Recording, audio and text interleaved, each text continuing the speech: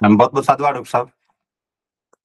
पूरी दुनिया को सत्य, अहिंसा, करुणा और मैत्री का संदेश देने वाले महाकानिक बुद्ध को सादर नमन। परम पूज्य बाबा साहब डॉक्टर अम्बेडकर को नमन। हम सबको धम्म की राह दिखाने वाले, समझाने वाले परम श्रद्धेय बनते डॉक्टर करुणाशील राहुल जी को सादर वंदामि और देश भर से जुड़े आप सभी उपासक साथियों को सादर नमो बुद्धाय। जैसा कि आप जानते हैं कि बीआरसी के इस मंच पर हर दिन हम धम्म से जुड़े हुए किसी विषय पर चर्चा कर रहे होते हैं। उसी कड़ी में पिछले कुछ दिनों से हम जो चर्चा कर रहे हैं बुद्ध और उनका धम्म ग्रंथ से, और निश्चित रूप से श्रद्धेय बंते जी और धम्मभूमि के प्रयासों से बाबा साहब डॉक्टर अम्बेडकर द्वारा लिखे गए द बुद्धा एंड हिज धम्मा ग्रंथ को देश भर में न केवल लोकप्रियता हासिल हुई है, बल्कि बौद्धों के एक सर्वश्रेष्ठ ग्रंथ के रूप में भी मान्यता प्राप्त हुई है। और देश भर में इसके पठन पाठन का दौर शुरू हुआ है। धम्म के प्रति अपनी समझ को बेहतर करने के लिए या फिर धम्म की बारीकियों को जानने के लिए देश भर में लोग इस धम्म ग्रंथ को पढ़ रहे हैं। उसी कड़ी में हमने धम्म क्या है, अधम्म क्या है, और आज बात कर रहे हैं कि सधम्म क्या है। सुनने में अजीब लग सकता है, कुछ साथियों के मन में शंका भी पैदा हो सकती है कि धम्म तो धम्म ही है, उसमें अधम्म और सधम्म क्या है। या फिर जब कोई व्यक्ति बौद्ध बन जाता है तो फिर जब हम ये बात करते हैं कि व्यक्ति अच्छा बौद्ध बने, सच्चा बौद्ध बने, इन शब्दों की जरूरत क्या है? क्या बौद्ध बन जाना ही पर्याप्त नहीं है? तो इस बात को हम ठीक ढंग से समझना चाहिए तो यूं भी कहा जा सकता है कि हम सभी मनुष्य हैं, लेकिन हम मनुष्यों को भी यह अच्छा आदमी है, यह बुरा आदमी है, यह बहुत अच्छा आदमी है, इस तरह के विशेषणों से नवाजते हैं। और कहीं न कहीं ठीक इसी तरह से जब कोई व्यक्ति हमें पढ़ा लिखा मिलता है, शिक्षित होता है, तब हम कहते हैं कि ये सुशिक्षित है, ये उच्च शिक्षित है। तो इस तरह के क्लासिफिकेशन हमें करने पड़ते हैं चीज़ों को और बेहतर ढंग से समझने के लिए, उनकी क्वालिटी को दर्शाने के लिए। तो पिछले लगभग 2 दशकों से धम्मभूमि आंदोलन के माध्यम से, चूँकि पहले तो ये बात कही जा रही थी कि बाबा साहब डॉक्टर अम्बेडकर का अनुसरण करते हुए हमें बौद्ध बनना चाहिए।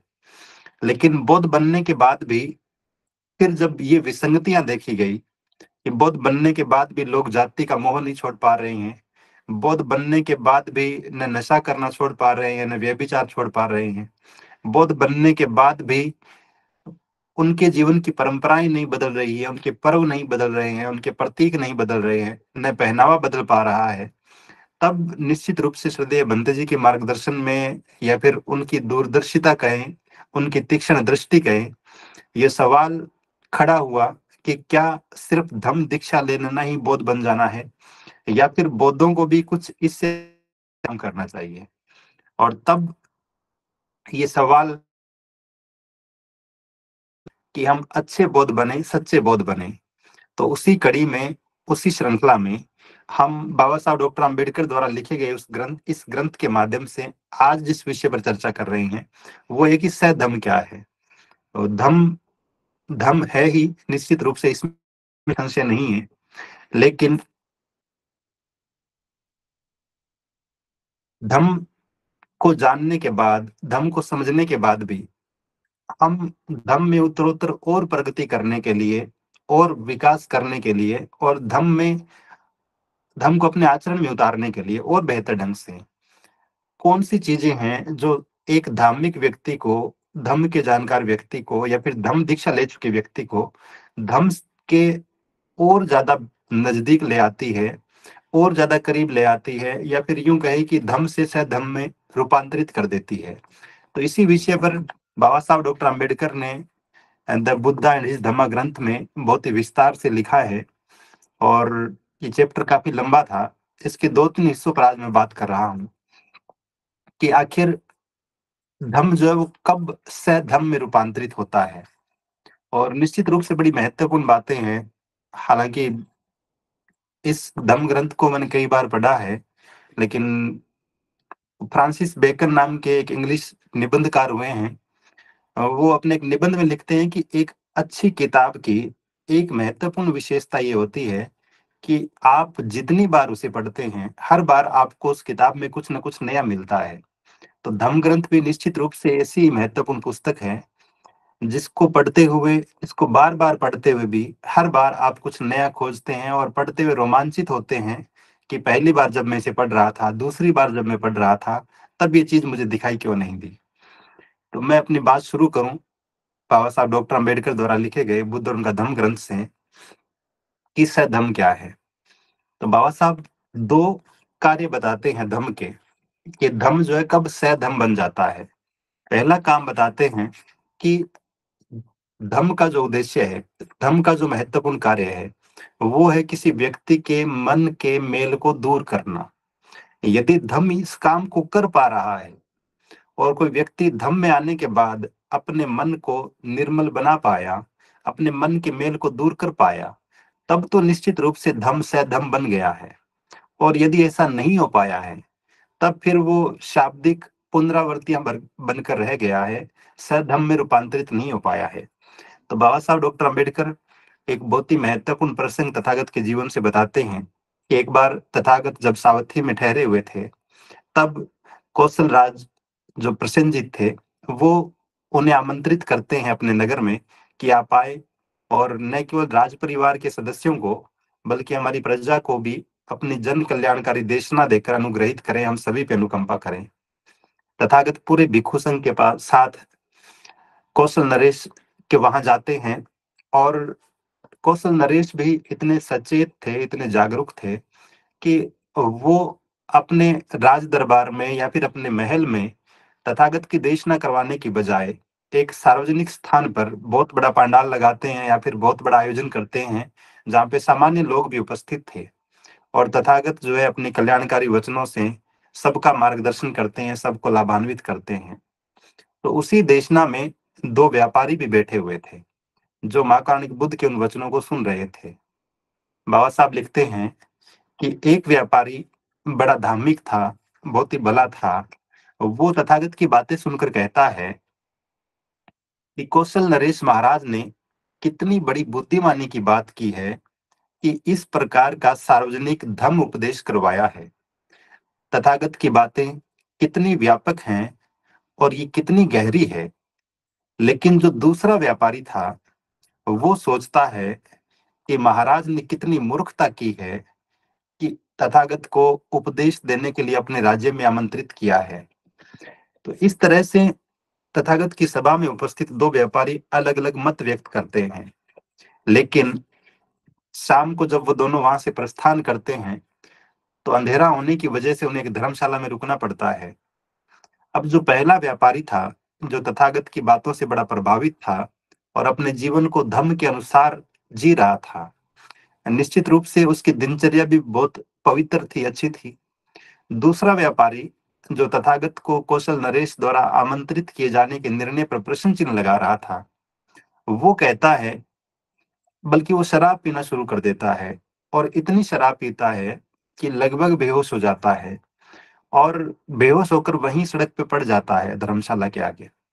सुबह जल्दी जब अंधेरे में उस व्यापारी की गाड़ियां रवाना होती है, तो जो गाड़ी चलाने वाले या रथ चलाने वाले लोग थे, वो उस शराबी व्यापारी को सड़क पर लेटे हुए देख नहीं पाते और वो गाड़ियां उसके ऊपर से निकल जाती है और इस तरह से उस व्यापारी की मौत हो जाती है।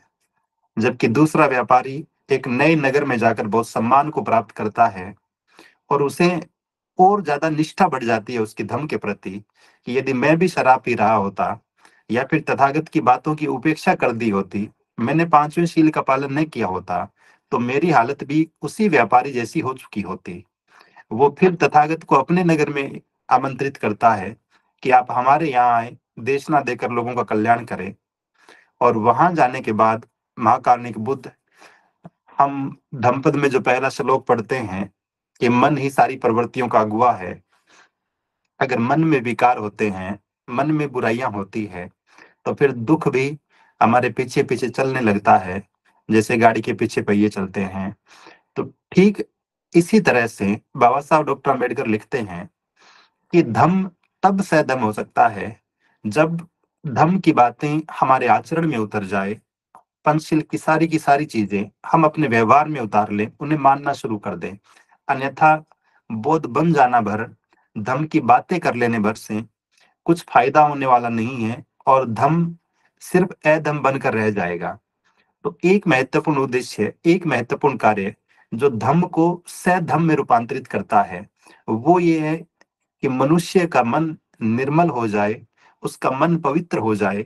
यदि धम इस कार्य को कर पा रहा है, यदि कोई उपासक या उपासिका इस काम को कर पा रहे हैं, तब निश्चित रूप से धम से सधम की तरफ प्रस्थान शुरू होता है। किसी व्यक्ति का रूपांतरण इस दिशा में होता है। दूसरा कार्य बताते हैं बाबा साहब डॉक्टर अम्बेडकर, धम का कार्य क्या है, या फिर धम कब सधम बनने लगता है। और बड़ी महत्वपूर्ण बात लिखते हैं बाबा साहब, कहते हैं कि इस पूरे के पूरे संसार को धम का राज्य बनाना, अगर ये काम हम कर पाए, हम तो बौद्ध में भारत की बात कर रहे हैं, लेकिन माँ कार्णिक बुद्ध का उद्देश्य पूरी की पूरी दुनिया को धर्म का राज्य बनाना था। बाबा साहब कहते हैं कि दुनिया में जितने भी धर्म हैं, वो मोटे मोटे से 3 प्रकार के राज्यों की बात करते हैं। एक व्यवस्था है जो इस धारणा में यकीन करती है कि एक स्वर्ग का राज्य है, एक नरक का राज्य है, और तीसरा राज्य पृथ्वी का, इस धरती का राज्य है। एक दूसरी व्यवस्था है जो इस बात में भरोसा करती है कि दुनिया में या फिर दुनिया से बाहर कहीं अज्ञात जगह पर जन्नत नाम की कोई जगह है और जहन्नुम नाम की भी कोई जगह है। एक तीसरी व्यवस्था है जो ये भरोसा करती है, ये दावा करती है कि दुनिया में या फिर दुनिया से बाहर किसी अज्ञात स्थान पर हेल और हेवन नाम के 2 स्थान पाए जाते हैं। स्वर्ग वो जहाँ पे ईश्वर का साम्राज्य है, नरक वो जहाँ पे किसी शैतान का साम्राज्य होगा, राज्य होगा, और तीसरा राज्य धरती पर ये पृथ्वी का है। लेकिन तथागत और वो सारे के सारे धर्म अंतिम उद्देश्य अपना यही बताते हैं कि मनुष्य या तो स्वर्ग के साम्राज्य में पहुंचेगा या फिर नरक के साम्राज्य में जाएगा। लेकिन तथागत अपने धम्म में जिस महत्वपूर्ण विषय पर बात करते हैं, वो कहते हैं कि धम्म का राज्य इसी पृथ्वी पर है और धम्म पथ पर चलकर इसे प्राप्त किया जा सकता है। यदि कोई व्यक्ति धम्म के मार्ग का अनुसरण करता है, उस पे चलता है, तो निश्चित रूप से ये पृथ्वी जो है यही धम्म का साम्राज्य है, यही धम्म का राज्य है और इसे प्राप्त किया जा सकता है। आपको पारलौकिक चीजों पे भरोसा करने की जरूरत नहीं है। तथागत कहते हैं कि जो लोग अपने दुख का अंत करना चाहते हैं, उन्हें प्रत्येक दूसरे व्यक्ति के साथ सदाचार पूर्ण व्यवहार करना सीखना चाहिए। और जब पूरी की पूरी मानव जाति, इस दुनिया पर रहने वाला हर एक व्यक्ति एक दूसरे के साथ सदाचार से भरा हुआ व्यवहार करेगा, तो पूरी दुनिया ही धर्म का साम्राज्य बन जाएगी, पूरी दुनिया में धर्म का राज्य स्थापित हो जाएगा। और ऐसा करने के लिए जब हम सदाचार की बात करते हैं, धर्म की बात करते हैं, धर्म के राज्य की बात करते हैं, तो हमें बहुत ज्यादा विद्वान होने की जरूरत भी नहीं है। बहुत ही व्यावहारिक सी बातें जो तथागत ने पंचशील के माध्यम से कही, जो अष्टांगिक मार्ग में कही, या फिर जिन 10 पारमिताओं की हम बात करते हैं, यदि वो प्रत्येक व्यक्ति के जीवन का हिस्सा बन जाए, तो निश्चित रूप से प्रत्येक व्यक्ति सदाचारी बन जाएगा। और जब प्रत्येक व्यक्ति सदाचारी बन जाएगा, तो पूरी की पूरी दुनिया में धर्म का राज्य स्थापित हो जाएगा। इसी तरह से तथागत इस बात को आगे बढ़ाते हुए कहते हैं कि प्रत्येक व्यक्ति यदि ये जान लेता है कि कुशल कर्म क्या होते हैं और अकुशल कर्म क्या होते हैं, तब भी धर्म का राज्य स्थापित करने में सहायता हो सकती है। एक और महत्वपूर्ण बात जो धर्म के बारे में विशेष रूप से रेखांकित की जानी चाहिए, और हम धर्म पे चर्चा करने वाले साथियों को तो विशेष रूप से समझ लेनी चाहिए, वो ये कि दुनिया के दूसरे धर्म सामान्यतः ऐसा दावा करते हैं कि आपके साथ जो कुछ भी हो रहा है, घटित हो रहा है, वो निश्चित रूप से आपके पूर्व जन्म के कर्मों का फल है। आपने पिछले जन्म में कुछ अच्छे कर्म किए होंगे, तो अब आपके साथ अच्छा हो रहा है। आपने पिछले जन्म में कुछ खराब कर्म किए होंगे, बुरे कर्म किए होंगे, तो आपके साथ बुरा हो रहा है। लेकिन धम्म, या फिर हम यूं कहें कि महाकारुणिक बुद्ध, इस तरह का कोई दावा नहीं करते। यहाँ तक कि जैन धर्म के संस्थापक महावीर स्वामी का उदाहरण देकर भी बाबा साहब कहते हैं कि उनकी भी ऐसी मान्यता थी कि मनुष्य के सारे दुखों का कारण उसके पूर्व जन्म के कर्म हैं। लेकिन तथागत इस बात में भरोसा नहीं करते। तथागत कहते हैं कि यदि कोई व्यक्ति कुशल कर्म करेगा, अच्छे कर्म करेगा, तब निश्चित रूप से उसके जीवन में सुख आएंगे। और यदि कोई व्यक्ति अकुशल कर्म करेगा, बुरे कर्म करेगा, तब निश्चित रूप से वह दुख का भागी बनेगा। और यहाँ धम्म का एक बहुत ही महत्वपूर्ण उद्देश्य बाबा साहब लिखते हैं, वो ये है कि मनुष्य के स्वभाव और उसकी प्रवृत्तियों को प्रशिक्षित करना। क्योंकि दुख क्यों आएगा हमारे पास या फिर सुख क्यों आएगा हमारे पास, और जिन जिन साथियों ने धम्मभूमि के प्रशिक्षण शिविरों को अटेंड किया होगा, वो इस बात को बेहतर ढंग से समझ पाए होंगे। श्रद्धेय बंते जी जब बात करते हैं क्रोध के बारे में, क्रोध को नियंत्रित करने के बारे में, तो आप देखते हैं कि कितने वैज्ञानिक दृष्टिकोण से जैसे विज्ञान में प्रयोग किए जाते हैं, ठीक उसी तरह से एक मनुष्य को गुस्सा क्यों आता है, क्रोध क्यों आता है, और किन किन चरणों में आता है, उस क्रोध को नियंत्रित कैसे किया जा सकता है, बहुत ही स्टेप बाय स्टेप श्रद्धेय बनते जी इन सारी चीजों की व्याख्या करते हैं।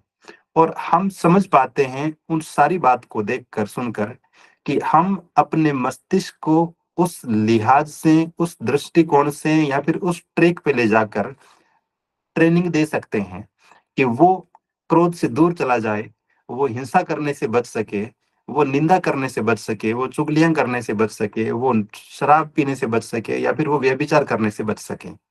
तो निश्चित रूप से धम्म का एक महत्वपूर्ण उद्देश्य ये भी है।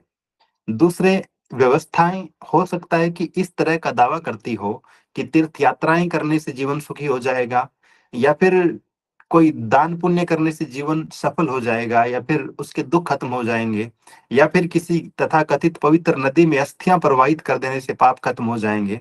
लेकिन तथागत का धम्म इससे किसी भी विषय को रिजेक्ट करता है, बल्कि इसके स्थान पर बहुत ही व्यवहारिक दृष्टिकोण से तथागत इस बात को स्थापित करते हैं कि मनुष्य के जन्म में दुख, मनुष्य के जीवन में दुख उसके अकुशल कर्मों से आते हैं।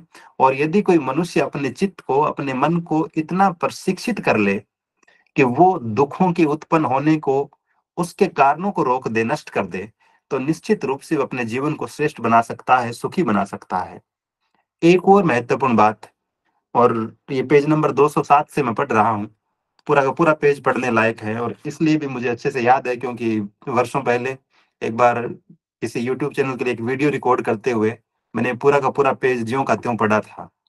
एक और महत्वपूर्ण बात जो तथागत कहते हैं, और ये आज के दौर में और भी प्रासंगिक हो जाती है, जब परिस्थितियां चारों तरफ विपरीत हो, या फिर मनुष्य को ये आभास हो कि मैं अकेला ही बचा हूं बोलने वाला, इस दुर्व्यवस्था का विरोध करने वाला, या फिर किसी भी विपरीत परिस्थितियां उनका सामना करने का हौसला जब न बचा हो, तब एक अकेला आदमी क्या करे।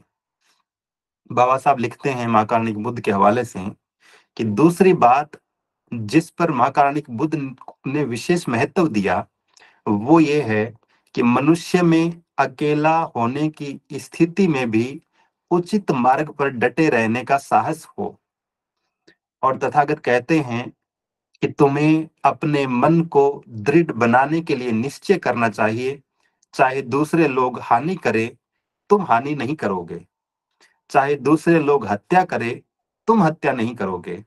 चाहे दूसरे लोग चोरी करे, तुम चोरी नहीं करोगे। चाहे दूसरे लोग श्रेष्ठ जीवन व्यतीत न करे, तुम श्रेष्ठ जीवन व्यतीत करोगे। चाहे दूसरे लोग झूठ बोले, झूठी निंदा करे, दोषारोपण करे, या फिर व्यर्थ की बकवास करे, लेकिन तुम ऐसा नहीं करोगे। चाहे दूसरे लोग लोभी हो, तुम लोभ नहीं करोगे। चाहे दूसरे लोग अनिष्ट करे, तुम अनिष्ट नहीं करोगे। चाहे दूसरे लोग मिथ्या दृष्टि वाले हो, मिथ्या संकल्प वाले हो, मिथ्या वाणी वाले हो, मिथ्या कर्म वाले हो, मिथ्या एकाग्रता वाले हो, तुम अष्टांगिक मार्ग का पालन करते हुए सम्यक दृष्टि, सम्यक संकल्प, सम्यक वाणी, सम्यक कर्म, सम्यक आजीविका, सम्यक व्यायाम, सम्यक स्मृति और सम्यक समाधि वाले बनोगे। चाहे दूसरे लोग सत्य के विषय में गलती पर हो, निबान के विषय में गलती पर हो, तुम सदा सत्य और निबान दोनों के विषय में गलती पर नहीं होवोगे। चाहे दूसरे लोग आलस्य और जड़ता से युक्त हो, तुम आलस्य और जड़ता से मुक्त रहोगे। चाहे दूसरे लोग घमंडी स्वभाव के हो, तुम सदैव विनम्र बने रहोगे। चाहे दूसरे लोग संशय से व्याकुल हो, तुम संशय से दूर रहोगे। चाहे दूसरे लोग क्रोधी हो, द्वेषी हो, ईर्ष्यालु हो, कंजूस हो, धन लोलुप हो, ढोंगी हो, ठग हो, घमंडी हो, दुस्साहसी हो, कुसंगति वाले हो, लापरवाह हो, अविश्वासी हो, निर्लज हो, चरित्रहीन हो, अशिक्षित हो, सुस्त हो या मूर्ख हो, तुम इन सबके विपरीत आचरण वाले बनोगे। चाहे दूसरे लोग लौकिक वस्तुओं के चंगुल में पड़े रहे, उनसे चिपटे रहे, तुम जो लौकिक वस्तुएं नहीं हैं, उनसे चिपटोगे और परित्यागशील रहोगे। वाणी और कर्म का तो कहना ही का, इच्छा शक्ति का विकास इस सम्यक चेतना की स्थिति को प्रभावित करता है। इसीलिए मैं कहता हूं, इन सभी बताए गए संकल्पों के लिए इच्छा शक्ति को विकसित करना आवश्यक है। महाकारुणिक बुद्ध के अनुसार यही धम्म का उद्देश्य है। तो बहुत बार जब हम अपने आप को बहुत निराश महसूस करते हैं, बहुत बार जब हम ये देखते हैं कि हम तो दूसरों का भला कर रहे हैं, लेकिन बदले में हमारा हमेशा बुरा ही हो रहा है।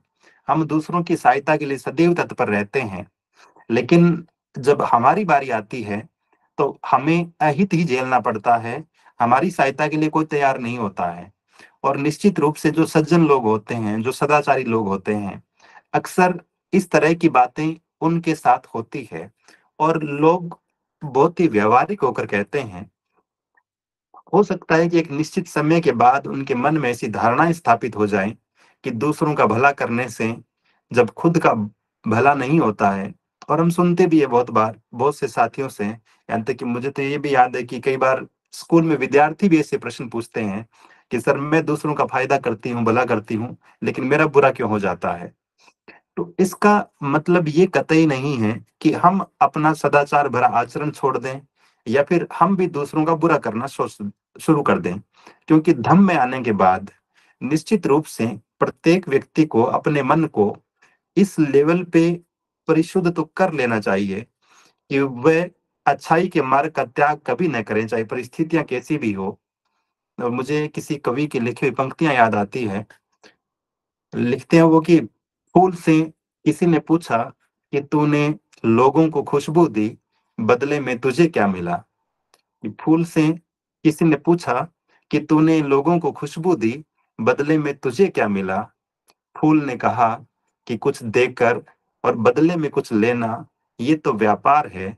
और जो देकर भी बदले में कुछ ना ले, यही तो सच्चा प्यार है। तो धम्म भी निश्चित रूप से ऐसा ही एक माध्यम है जो हमारे जीवन को श्रेष्ठ बनाता है, हमारे आस पड़ोस में रहने वाले लोगों को बेहतर वातावरण उपलब्ध करवाता है। और माँ कारुणिक बुद्ध भी इसी बात की तरफ इशारा करते हुए कहते हैं कि भले ही आप अकेले हों, भले ही परिस्थितियां प्रतिकूल हो, तब भी आप धम्म के आचरण को, धम्म के मार्ग को, इससे कभी विमुख मत होइए, इससे कभी विचलित मत होइए। और बाबा साहब डॉक्टर अंबेडकर का जीवन भी इस बात की गवाही देता है। आज जब हम चारों तरफ ये देख रहे हैं कि लोग कपड़ों की तरह राजनीतिक पार्टियां बदल रहे हैं, ऐसे दौर में बाबा साहब डॉक्टर अंबेडकर का जीवन हो या फिर हजारों साल पहले महाकारुणिक बुद्ध की कही गई बातें हो, निश्चित रूप से न केवल प्रासंगिक है, बल्कि बहुत व्यवहारिक भी है और आज भी हम सबको राह दिखाने वाली है।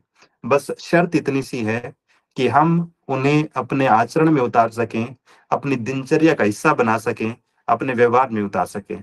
तो निश्चित रूप से बाबा साहब डॉक्टर अंबेडकर बुद्ध और उनका धम्म ग्रंथ में धम्म का जो दूसरा उद्देश्य बताते हैं, वो कहते हैं कि धम्म का राज्य स्थापित करना पूरी दुनिया में, तभी सधम्म स्थापित हो सकता है। और धम्म का राज्य स्थापित करने का मतलब ये हुआ कि हम महाकारुणिक बुद्ध के विचारों को प्रत्येक व्यक्ति अपने जीवन में उतार ले, प्रत्येक व्यक्ति सदाचार भरा जीवन व्यतीत करने लगे। तब निश्चित रूप से पूरी दुनिया ही धम्म का राज्य में बदल जाएगी, उसमें रूपांतरित हो जाएगी, वैसा हो जाएगा। तीसरी महत्वपूर्ण बात जो बाबा साहब डॉक्टर अंबेडकर लिखते हैं, कहते हैं कि धम्म तभी सधम्म है जब वह सभी के लिए ज्ञान का द्वार खोलता हो। क्योंकि हजारों सालों से देश में ऐसी व्यवस्था रही है कि किसी वर्ग विशेष ने एक नीचे समझे जाने वाले वर्ग को हमेशा शिक्षा से वंचित रखा, उसे हमेशा शिक्षा से दूर किया। और निश्चित रूप से इसका खामियाजा पूरा देश आज भी भुगत रहा है। और पूरी दुनिया में, पूरी मानव जाति के इतिहास में सबसे षड्यंत्रकारी कोई योजना अगर रही है, तो निश्चित रूप से ये वर्ण व्यवस्था की रही है। तब ऐसे में धम्म कब सैधम्म हो सकता है, इस बात को स्पष्ट करते हुए तथागत कहते हैं कि जब आप ज्ञान के द्वार सभी लोगों के लिए खोल देते हैं, तब आपका धम्म सैधम्म बनता है। हम देखते हैं, पढ़ते हैं कि किसी दूसरी व्यवस्था के जो ऋषि मुनि हैं, वो पहाड़ों में जाकर तपस्याएं कर रहे हैं और वहां अपनी खुद की मुक्ति के प्रयास ज्यादा दिखते हैं। लेकिन धम्म के जो भिक्षु हैं, वो जन कल्याण के लिए काम करते हैं, लोगों के बीच जाकर लगातार देशनाएं करते हैं ताकि लोगों का कल्याण हो सके। और यहाँ महाकाणिक बुद्ध ने निश्चित रूप से सदियों पुराने उस सिद्धांत को बदल दिया, बस इतना सा कहकर। दूसरे लोग जहां इस बात को श्रेष्ठता से आंक रहे थे कि जब व्यक्ति का जन्म किसी जाति विशेष में हो गया, किसी वर्ण विशेष में हो गया, तब वह श्रेष्ठ हो गया है, या फिर कोई व्यक्ति जो है बहुत बड़ा शिक्षित हो गया है तो श्रेष्ठ हो गया है। लेकिन तथागत के धम्म में ऐसा बिल्कुल नहीं है। तथागत कहते हैं कि धम्म तभी सैधम्म है, कोई धर्म तभी अच्छा है जब वो सभी को ज्ञान की शिक्षा देता हो, सभी को ज्ञान के अवसर उपलब्ध करवाता हो, या फिर सभी के लिए ज्ञान के दरवाजे खोल देता हो। ऐसा ही एक प्रसंग त्रिपिटक साहित्य से बाबा साहब लिखते हैं बुद्ध और उनका धम्म ग्रंथ में, और बताते हैं कि एक कोई लोहिच नाम का कौशल जनपद में कोई ऋषि रहता था या फिर कोई ब्राह्मण रहता था। और एक बार तथागत का भी कौशल में आना हुआ, तो जिस सालवती का गांव में वो ब्राह्मण रहता था लोहिच नाम का, तथागत जब वहां से गुजर रहे थे, उसे भी खबर हुई कि महाकारुणिक बुद्ध मेरे गांव के पास से गुजर रहे हैं। तो उसने उसका जो सेवादार था या फिर जो असिस्टेंट था, बेसिक नाम का एक नाई, उसे भेजा कि महाकारुणिक बुद्ध को कल हमारे यहाँ भोजन के लिए आमंत्रित कर लिया जाए। तो बेसिक जाता है और तथागत को आमंत्रित करता है कि हमारे जो आचार्य जी हैं या फिर जो ब्राह्मण हैं गांव के, और वो इतना प्रतिष्ठित ब्राह्मण था कि उनको कौशल नरेश ने वो सालवती का गांव दे रखा था। जैसे राजा का अधिकार पूरे राज्य पर था, ठीक उसी तरह से उस सालवती का गांव पर उस लोहिच नाम के ब्राह्मण का एकाधिकार था। तो तथागत उसके निमंत्रण को, आमंत्रण को स्वीकार करते हैं और चले आते हैं अगले दिन भिक्षु संघ के साथ। और तथागत इस बात को जान चुके थे कि लोहित इस बात में भरोसा करता है कि शिक्षा सिर्फ और सिर्फ तथाकथित उच्च वर्णों को ही देनी चाहिए, महिलाओं या शूद्र वर्ग के लोगों को शिक्षा से वंचित रहना चाहिए। तब तथागत आते हैं और भोजन ग्रहण करने के बाद जब चर्चा शुरू होती है, तब तथागत लोहित से पूछते हैं कि लोहित, मैंने सुना है कि आप इस सिद्धांत में भरोसा करते हैं कि शिक्षा किसी वर्ण विशेष के लिए होनी चाहिए, सभी वर्णों के लिए नहीं होनी चाहिए। तब लोहित कहता है कि बिल्कुल तथागत, मैं ऐसा ही मानता हूँ। तब तथागत अपने तरीके से समझाते, पूछते हैं लोहित से कि जिस सालवती का गांव पर आपका राज्य स्थापित है, या फिर महाराज ने जो गांव आपको दान में दे रखा है, क्या इससे प्राप्त होने वाला कर, इसके सारे के सारे संसाधन सिर्फ तुम्हारे ही कल्याण के लिए खर्च होने चाहिए, या फिर दूसरे लोगों का भी कुछ हक बनता है इन साधनों पर, इन संसाधनों पर? लोहित कहता है कि तथागत, निश्चित रूप से दूसरे लोग भी यहाँ से प्राप्त करों का उपभोग कर सकते हैं और उनके कल्याण भी होना ही चाहिए। और तथागत फिर आगे कहते हैं कि यदि तुम खुद पे ही खर्च करने लगो ये सारा का सारा संसाधन, तब सामान्य लोग या फिर इस गांव के दूसरे निवासी आपको अपना हित चिंतक समझेंगे या फिर शत्रु समझेंगे। लोहित कहता है कि यदि मैं खुद पे ही खर्च करूंगा तो तथागत निश्चित रूप से गांव के सारे लोग मुझे शत्रु ही समझेंगे। तथागत फिर कहते हैं कि लोहित, जब गांव के सारे लोग आपको अपना शत्रु समझेंगे, तब वो आपसे प्रेम करेंगे या फिर नफरत करेंगे? तब लोहित फिर कहता है कि तथागत, निश्चित रूप से जब लोगों के मन में शत्रुता का भाव होगा तो वो नफरत ही करेंगे, प्रेम तो क्यों करेंगे? तब तथागत कहते हैं कि जो सिद्धांत लोगों को नफरत करना सिखाता हो, जो सिद्धांत लोगों में शत्रुता का भाव पैदा करता हो, वो कल्याणकारी कैसे हो सकता है, वो अच्छा कैसे हो सकता है? और लोहित को अपनी गलती का एहसास होता है और वो भी इस बात के लिए सहमत होता है कि शिक्षा का द्वार सभी लोगों के लिए खुलने चाहिए उस पर किसी व्यक्ति विशेष का, किसी जाति विशेष का या फिर किसी वर्ण विशेष का एकाधिकार नहीं होना चाहिए। तो धम्म की बात जब हम करते हैं तब भी कुछ ऐसा ही है।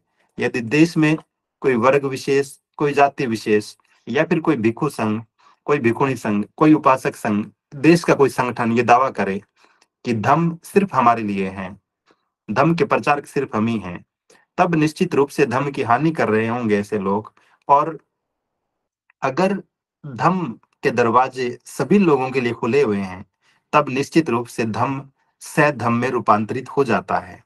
तो महाकारुणिक बुद्ध एक बहुत ही महत्वपूर्ण उदाहरण से अपनी इस बात को स्पष्ट करते हैं और इस बात को स्थापित करते हैं कि धम्म की शिक्षाएं, उनके अप्रोच सभी लोगों तक होनी चाहिए। अंतिम प्रसंग में आपसे साझा करूं, फिर अपनी बात खत्म करूंगा। बाबा साहब डॉक्टर अंबेडकर आगे लिखते हैं कि धम्म तभी सधम्म होता है जब वो शिक्षा देता है कि केवल विद्वान होना पर्याप्त नहीं है।